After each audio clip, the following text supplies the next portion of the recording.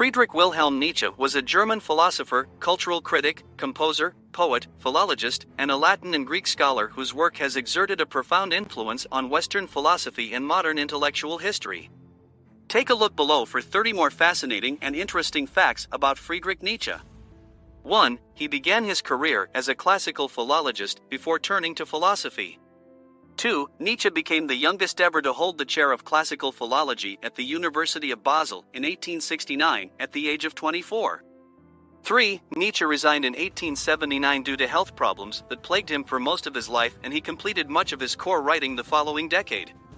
4. In 1889, at the age of 44, he suffered a collapse and afterwards, a complete loss of his mental faculties.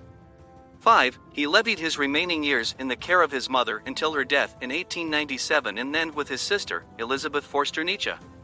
6. His early inspiration was drawn from figures such as Arthur Schopenhauer, Richard Wagner, and Johann Wolfgang von Goethe. 7. His writing spans philosophical polemics, poetry, cultural criticism, and fiction, while displaying a fondness for aphorism and irony. 8. Prominent elements of his philosophy include his radical critique of truth in favor of perspectivism, his genealogical critique of religion and Christian morality, and his related theory of master-slave morality, his aesthetic affirmation of existence in response to the death of God, and the profound crisis of nihilism. 9. He developed influential concepts such as the Übermensch and the doctrine of eternal return.